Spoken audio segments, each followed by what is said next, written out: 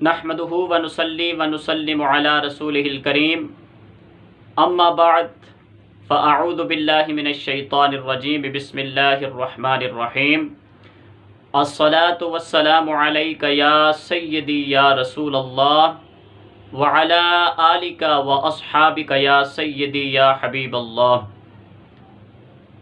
محترم سامعین و ناظرین، السلام علیکم ورحمۃ اللہ وبرکاتہ۔ میری آج کی اس ویڈیو کا مقصد ذبح کے وقت کی جانے والی چند اغلاط کی نشاندہی کرنا ہے۔ چونکہ قربانی کے ایام آنے والے ہیں اور ان ایام میں اکثر لوگ قربانی کے جانور ذبح کرتے ہیں اور لاشعوری طور پر ایسی اغلاط ان سے سرزد ہو جاتی ہیں جو کہ بڑے نقصان کا باعث بنتی ہیں۔ تو سامعین محترم، ذبح کے وقت تسمیہ پڑھنا یہ شرط ہے، کیونکہ اللہ تبارک و تعالی کا ارشاد ہے وَلَا تَأْكُلُوا مِمَّا لَمْ يُذْكَرِ اسْمُ اللَّهِ، اور تم نہ کھاؤ اس کو کہ جس پر اللہ تبارک و تعالی کا نام نہ لیا گیا ہو۔ تو اس سے پتہ چلا کہ ذبح کے وقت اللہ کا نام لینا شرط ہے اور ضروری ہے۔ سامعین محترم، اگر کسی نے جان بوجھ کر تسمیہ کو چھوڑ دیا تو وہ ذبیحہ حرام ہوگا، اس جانور کا گوشت نہیں کھایا جائے گا۔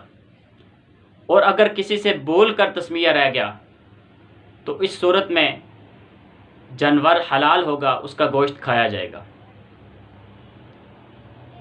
محترم سامعین، ذبح کی دو قسمیں ہوتی ہیں۔ نمبر 1 ذبح اختیاری اور نمبر 2 ذبح اضطراری۔ اگر ان الفاظ پہ غور کیا جائے تو یہ بات آسانی کے ساتھ سمجھی جا سکتی ہے کہ ذبح اختیاری کیا چیز ہوتی ہے اور ذبح اضطراری کیا چیز ہوتی ہے۔ تو سامعین محترم، ذبح اختیاری ان جانوروں پرندوں کی ہوتی ہے کہ جو ذبح کے وقت ہمارے اختیار میں ہوں، ہماری قدرت میں ہوں۔ یعنی یوں سمجھ لیں کہ گھریلو جانور پرندے، ان کی ذبح اختیاری ہوتی ہے کہ ذبح کے وقت یہ ہمارے قبضے میں ہوں، ہماری قدرت میں ہوں۔ اور نمبر 2 ذبح اضطراری۔ ذبح اضطراری ان جانوروں کی ہوتی ہے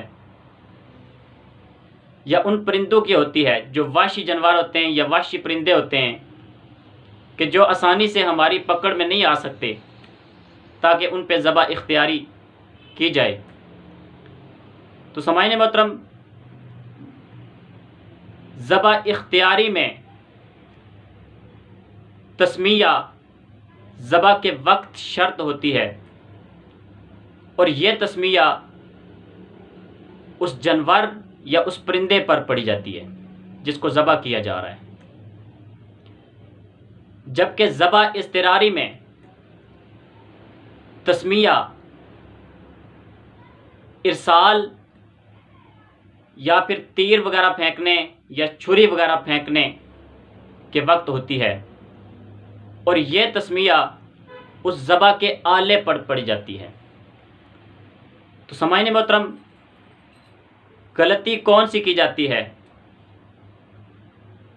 کہ اکثر اوقات یہ دیکھا گیا ہے کہ ذبح اختیاری میں، خاص کر قربانی کے ایام میں، جانور ہمارے قبضے میں ہوتے ہیں، لیکن ہم تسمیہ جانور پر پڑنے کے بجائے چھری پر پڑتے ہیں اور 2-3 چھریوں پر پڑ کے رکھ دیتے ہیں۔ اور ہمارا ماننا یہ ہوتا ہے کہ جس چھری پر تسمیہ نہیں پڑی گئی ہے، اگر اس سے جانور کو حلال کریں گے تو وہ جانور حلال نہیں ہوگا۔ حالانکہ ایسی بات نہیں ہے، چونکہ یہ صورتحال ایسی ہے کہ اس میں ذبح اختیاری ہے۔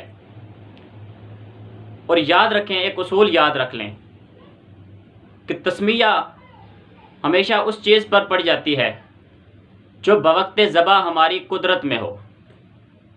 اور پہلی صورت یعنی کہ ذبح اختیاری میں تسمیہ ذبیحہ پر پڑی جاتی ہے، یعنی اس جانور یا اس پرندے پر پڑی جاتی ہے جو ہمارے قبضے میں ہوتا ہے، اور ذبح اضطراری میں تسمیہ تیر وغیرہ پھینکنے یا پھر گولی وغیرہ پہ پڑ جاتی ہے، چونکہ اس صورت میں وہ جانور یا وہ پرندہ، وہ شکار ہمارے قبضے میں نہیں ہوتا ہے، تو اس وجہ سے اس کی ذبح اضطراری ہوتی ہے۔ تو سامعین محترم، ہمیں ان چیزوں کا خیال رکھنا چاہیے کہ ذبح اختیاری میں تسمیہ اس جانور یا پرندے پر پڑی جاتی ہے، جبکہ ذبح اضطراری میں تسمیہ ذبح کے آلے پہ پڑی جاتی ہے۔ اور یہی وجہ ہے کہ اگر کسی نے ایک جانور کو تسمیہ پڑھ کر زمین پہ لٹایا اور اس تسمیہ سے اس نے دوسرے جانور کو ذبح کر دیا تو وہ جانور حلال نہیں ہوگا، کیونکہ تسمیہ اس نے پہلے جانور پہ پڑی ہے۔ اور دوسری صورت میں اگر دیکھا جائے تو اس نے ذبح کے آلے یعنی کہ تیر وغیرہ پہ، ایک تیر پہ تسمیہ پڑا، ایک پرندے کو یا ایک جانور کو اس نے نشانہ بنایا، لیکن جس جانور یا پرندے کو نشانہ بنایا وہ تیر اس کے بجائے دوسرے پرندے یا جانور کو جا کے لگا، تو اس صورت میں ذبیحہ حلال ہوگا۔ کیوں؟ کیونکہ اس صورت میں تسمیہ آلے پہ پڑی گئی تھی، تو وہ آلہ جس بھی جانور یا پرندے کو لگے گا وہ حلال ہو جائے گا۔ جبکہ پہلی صورت میں اگر کسی نے ایک بکری یا ایک بیل وغیرہ پہ تسمیہ پڑی ہے تو اس کو چھوڑ کے دوسرے کو ذبح کر دیتا ہے، تو اس صورت میں وہ دوسرا ذبح نہیں ہوگا، کیونکہ تسمیہ تو پہلے پہ پڑی گئی ہے اور دوسرے کو ذبح کر دیا اس نے، تو وہ ذبیحہ حلال نہیں ہوگا بلکہ حرام ہوگا۔ اللہ تبارک و تعالی سے دعا ہے کہ اللہ تبارک و تعالی ہم سب کو ان مسائل کو سیکھ کر عمل کی توفیق عطا فرمائے۔ وما توفیقی الا باللہ رب العالمین۔